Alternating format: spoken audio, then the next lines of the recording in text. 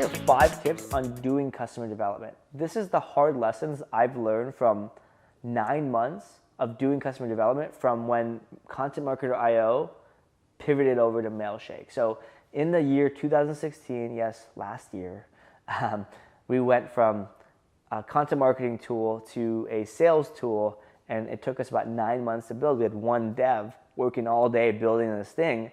We estimated 3 months, but naturally it took a little longer. So I've had a lot of time on my hands. I had to figure out what to do. So what I did was I started doing customer research, development, and I wish, and I recommend for you guys to do, is to do this before you build your product. It will save you a lot of money. In my case, it could have saved me about $100,000. So here's a few tips that can help you do customer development.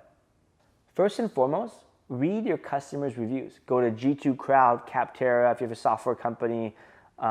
Go on Facebook, go on Google if you're a local business, whatever. Read your customers' reviews about your competitors, right? Not your customers, your competitors' customers.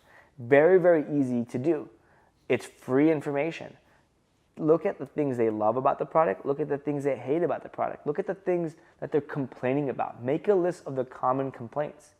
In our case, Mailshake came out of about 3-4 months of customer development, and we read all of our competitors' reviews, and everything was super expensive and hard to use. So Mailshake we launched as cheap and simple. Actually, simple and cheap. We never want to lead with cheap, but yeah, we're the lowest price intentionally.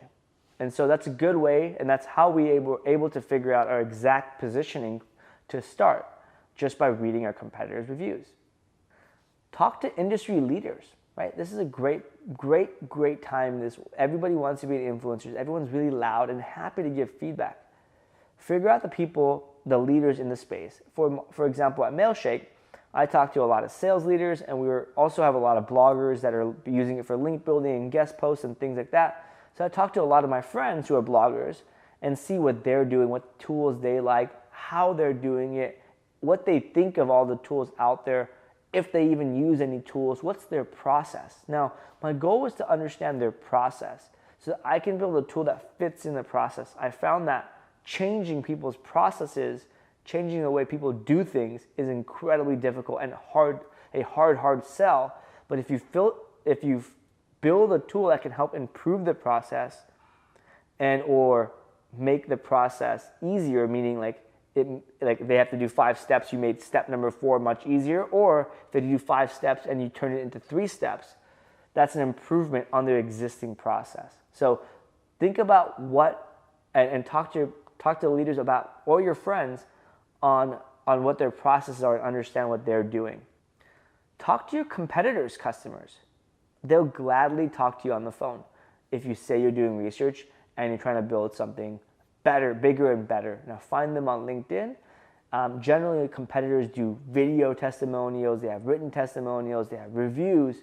Go find those people, find them on LinkedIn, and ping them to see if you can pick their brain. Very, very easy to do. Now, you don't need to talk to thousands of people. You probably only need to talk to a few dozen people, or even a few people will help. The more you know qualitatively and quantitatively about your competitors, the better you could build your product, because it makes you understand the industry, the landscape better. And most people do this as an afterthought, and that's a big part of why a lot of startups fail. So make sure you don't fall into that trap. Figuring out your positioning is probably the most important thing you need to do. And the way I like to do that, in addition to kind of talking to my customers and potential customers and talking to leaders and whatnot, is to run PPC traffic to a landing page. So I typically create a landing page. Before I do any single idea, I start with the landing page. I think about the headline, which is usually the problem I'm trying to solve, and I run Facebook ads to it based off of the people I'm selling to. So for example, we recently ran Facebook ads to a company that's in the web security space selling to CIOs. And there's a lot of companies in that space. So we were trying to figure out what the right words or the positioning is to stand out from the competitors. And so we tested different Facebook ad copy. We tested different landing page copy. And this really helped us, when we launched, have a really refined experience that people can relate to. Because the last thing you want to do is, when you're at launch mode, you've given everything you got on the marketing front, to have a disconnect between you and the customer. And this is a simple problem that is a huge black hole when you're launching a product. So I recommend doing that. One of my favorite guys who does this is Hiten Shah. He's actually launching a product right now. I forgot the name. It's DocSend or Doc something. He's doing something in the Google Doc space. But he's publicly doing research. His email list, he's actually actively helping or asking questions. He's got a bunch of Facebook ads right now.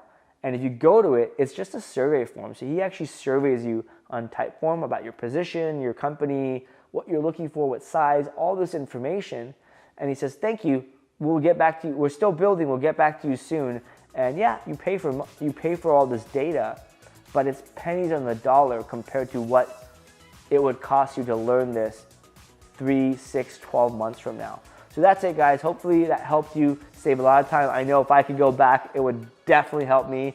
And as always, if you have any tips or comments, leave them below. Take care.